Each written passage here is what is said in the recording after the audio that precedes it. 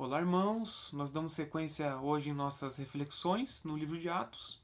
Hoje nós faremos aqui a leitura e análise de Atos 9, dos versos 10 a 19. Farei a leitura agora e na sequência conversaremos. Ora, havia em Damasco um discípulo chamado Ananias.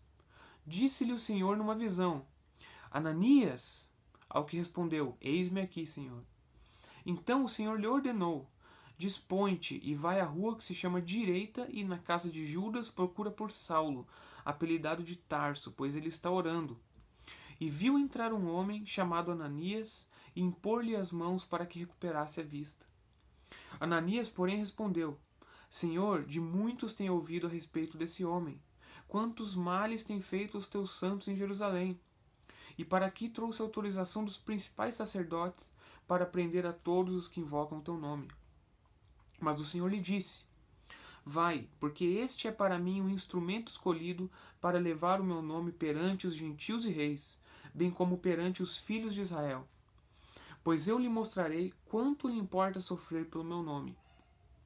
Então Ananias foi, e entrando na casa, impôs sobre ele as mãos, dizendo: Saulo, irmão, o Senhor me enviou, a saber, o próprio Jesus que te apareceu no caminho por onde vinhas, para que recuperes a vista e fiques cheio do Espírito Santo.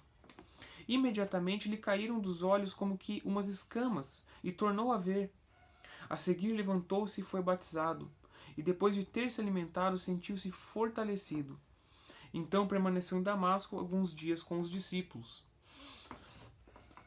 Pois bem, irmãos, essa passagem é uma passagem muito importante da história de Saulo e da história da igreja primitiva, da igreja de Cristo como um todo, por conta daquilo que Paulo faz através do seu ministério. De fato, Deus agiu grandemente através do ministério de Paulo. A herança que ele deixou, né? Aquilo que nós temos de material, de teologia, de exemplos, de prática na vida desse homem, é algo que realmente não tem nenhum paralelo. Né?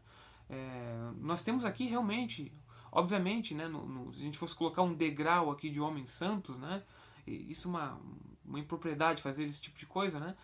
Mas realmente, Paulo ele foi alguém fora de série. A forma como Deus agiu na vida dele e principalmente a transformação na vida dele tornam ele um exemplo a ser seguido por nós.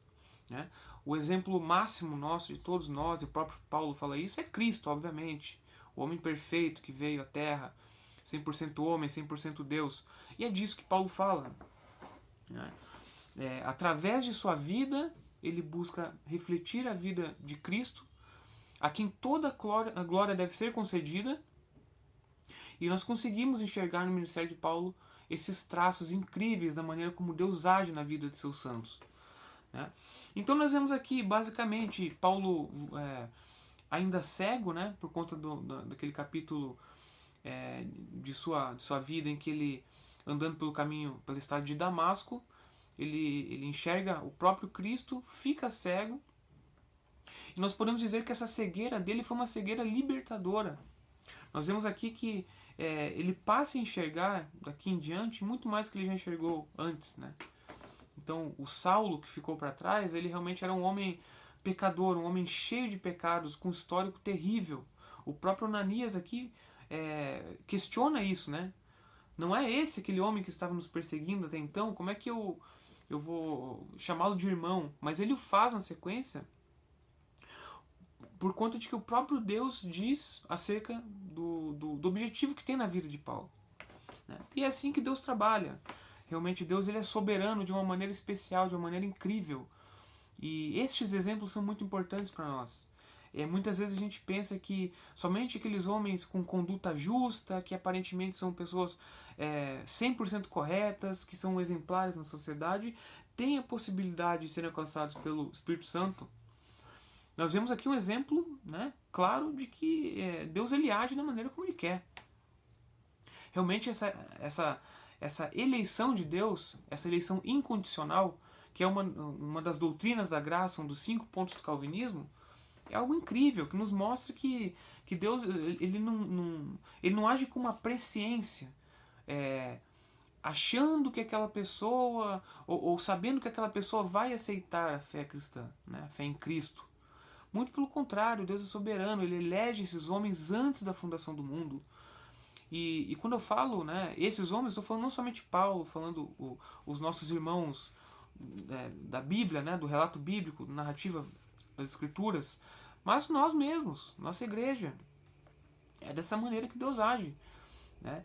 Então esse é um ponto importante de pensar, meus irmãos. Né? O tamanho do pecado de Paulo antes dessa conversão, né, e o ministério posterior.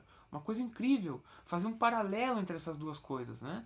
E outro ponto interessante é que não somente aqui, através da própria vida de Paulo, do relato de sua vida, né, mas em várias de suas cartas, em vários pontos, né, em 1 Timóteo ele fala isso, lá em Gálatas ele fala também, de maneira muito explícita, né, que ele é o pior dos pecadores, ele se considera dessa maneira.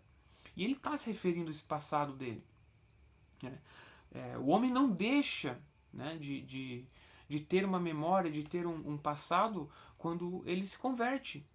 Mas até mesmo esses episódios difíceis nas nossas lembranças, né, se tornam algo para a glória de Deus. E é isso que Paulo faz em vários momentos. Ele diz: eu sou o maior, o principal dos pecadores. Né? Mas com quem Deus demonstrou misericórdia, com quem o próprio Cristo de fato manteve um relacionamento e oportunizou que ele fosse um meio de graça aqui nesse mundo. Né? Então eu creio que o objetivo principal desse texto aqui, né, obviamente o texto bíblico ele tem diversos sentidos, diversas coisas que a gente pode extrair, né, mas realmente nesse momento a reflexão que nós fazemos é nesse sentido. Entendermos a doutrina da eleição incondicional, entendermos que Deus escolhe os homens não porque eles são bons, né, ou porque são menos maus, ou menos piores do que os outros, né, mas Deus o faz de maneira soberana, de maneira incrível. Isso ressalta a glória de Deus. A glória na salvação é 100% de Deus. O homem não tem glória nenhuma na salvação. É realmente uma obra operada por Deus por meio do seu Espírito Santo, com Cristo pregado naquela cruz. E é dessa maneira que funciona. O homem ele simplesmente entra como alguém que é atingido por essa graça maravilhosa. E esse é um motivo de muita alegria para todos nós. Devemos entender isso, entender essa doutrina, porque ela ressalta a glória de Deus. Né? Então, realmente, Deus é glorificado através do entendimento desse ponto tão importante das Escrituras.